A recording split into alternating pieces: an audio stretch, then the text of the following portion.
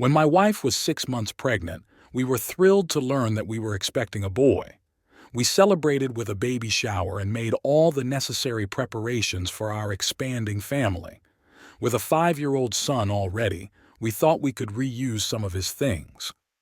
When the day of labor arrived, I stood by my wife's side, no stranger to the birthing process, having been through it 5 years ago.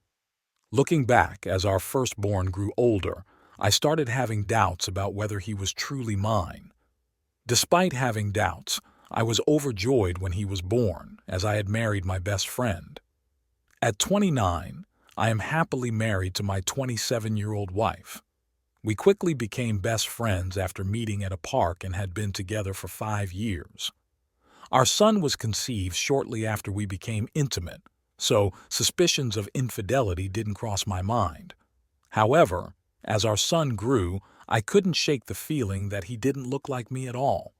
The differences became more apparent, and I found myself questioning his paternity. His features seemed vastly different from what I expected a child of mine to look like. I have nieces and nephews, and my wife has her own, but our son didn't resemble anyone on my side of the family. What added to my concerns was my wife's behavior. There were inconsistencies in her schedule, and she often went out without a clear explanation of where she was going. One incident stood out when she claimed to be visiting a friend in the hospital, causing me to leave work early to relieve the babysitter. However, I later discovered through social media that the friend was on vacation at the time. In that intense moment in the delivery room, as my wife was going through the pain of labor, I found myself standing by her side, holding her hand tightly. The atmosphere was charged with anticipation, and I could feel the weight of the impending delivery. This was supposed to be the moment we welcomed our second biological son into the world, a fresh start for us. As the medical team guided her through the stages of labor, coaching her on breathing techniques and providing support, I was there offering words of encouragement. I remember every second vividly, as the contraction intensified and the medical team prepared for the final stage of delivery. The cry of the baby pierced through the room before I laid eyes on him. However, when I finally saw him, a sense of confusion washed over me. Something didn't seem right. It was as if he looked like a mixed-race baby. Oddly, all the medical staff, except for the doctor, acted like everything was normal. The doctor, though, gave me a look that cut through the tension, almost as if he was confirming my own racial identity before recomposing himself. This unexpected twist added another layer of complexity to the doubts that had been lingering in my mind. It's a moment that marked the most traumatic experience of my life, surpassing even the birth of our firstborn. As I stood there, I couldn't shake the feeling that something was amiss, and the look from the doctor only deepened my sense of unease.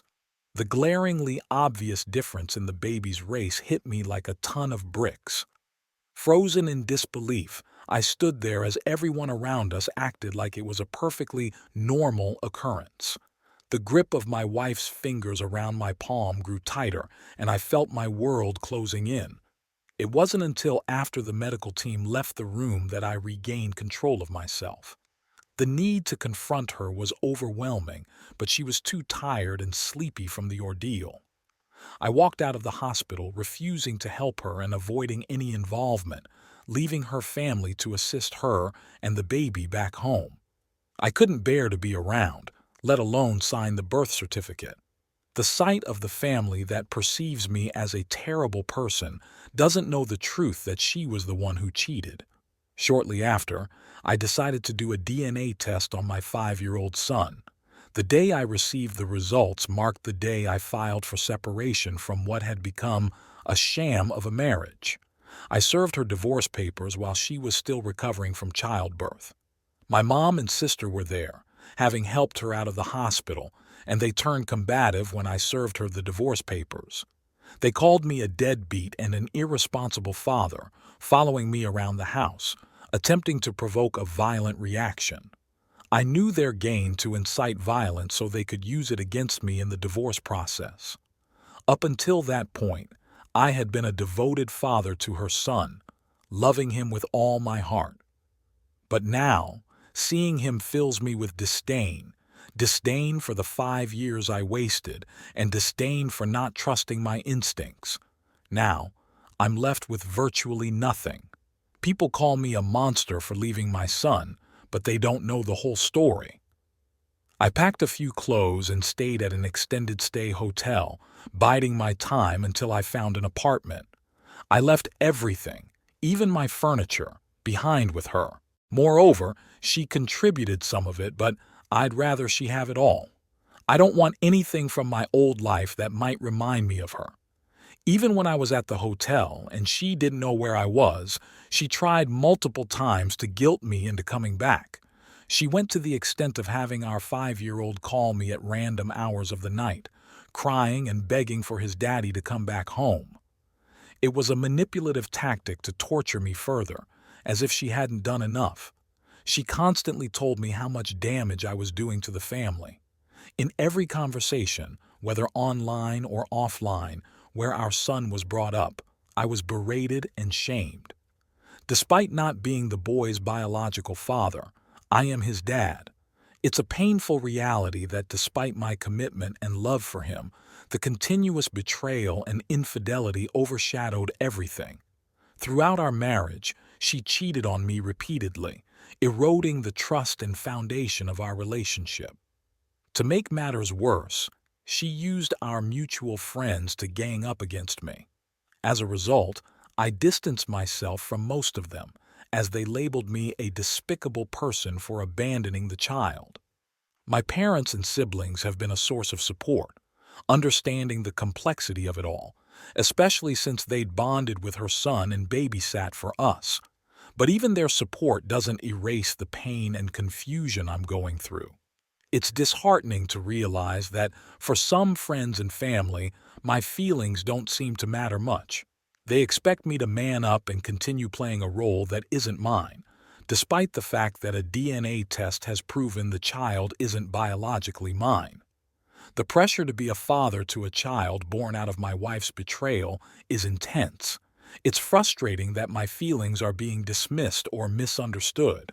I've come to the realization that, in many people's eyes, I'm supposed to put aside my pain, betrayal, and emasculation to continue being there for a child who isn't biologically mine. The accusations that I never loved him or was always looking for a way out only add to the emotional burden. The expectation that I should continue to be a father to a child born out of infidelity is difficult to bear. It's not realistic to expect me to maintain that role as we go through a divorce, and I pursue a disestablishment of paternity. The emotional toll of being cheated on, lied to, and used by someone who hasn't been truthful about her actions is profound. I still have my own life and feelings to consider. While I love the child like my own, the idea of playing a role that isn't truly mine is becoming increasingly difficult. It's not about abandoning an innocent child, but rather about recognizing the reality of the situation and taking back control of my own life. It's crucial to make it clear that I don't harbor any resentment towards the child. He's an innocent casualty of his mother's actions, and I feel a deep sadness when I think about what he must be going through. However, every time I look at him, I can't escape the reality of the 5 years of deception and betrayal that I endured. This situation is far from easy for me, and I find it impossible to put aside my feelings of hurt and frustration to maintain a role that was built on lies. The life I thought I shared with him was nothing more than a facade created by his mother. It's a painful truth that I can no longer bear, and for the sake of both of us, I've decided to pursue a disestablishment of paternity. I find myself questioning why she isn't actively searching for his real father.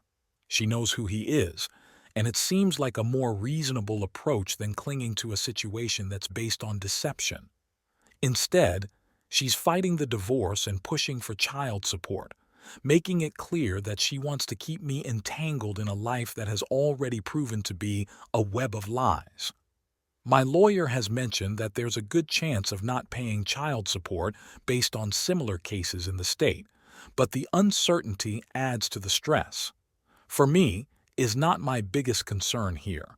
My primary worry is that his mother will continue to use him against me. I still care for him, but it's time for me to move on and start afresh. Admitting to this colossal mistake is painful, and the time and trauma invested in this relationship are something I know I can never fully recover. But moving forward seems to be the only viable option for both of our sakes. It's indeed a complex and emotionally challenging situation that the original poster is going through. The issues around paternity fraud are sensitive and can have profound impacts on individuals and families. The legal aspects of disestablishment of paternity vary depending on jurisdiction, and it's true that some places may allow it under certain conditions even without the biological father's consent. The shift towards prioritizing the welfare of the child, often at the expense of the legal father, is a significant concern that has been discussed in various contexts. The comparison to the Titanic scene, where women and children go first, is a poignant analogy for how family courts often operate. Men can feel disposable, and the legal systems focus on holding them accountable for decisions they had no part in can be incredibly challenging. The information about paternity tests being banned in France raises questions about the balance between preserving the peace of families and the right to know one's biological parentage. It's a complex issue that involves ethical, legal, and societal considerations. The underlying point you make about the importance of choice for both partners in situations of infidelity is a valid one.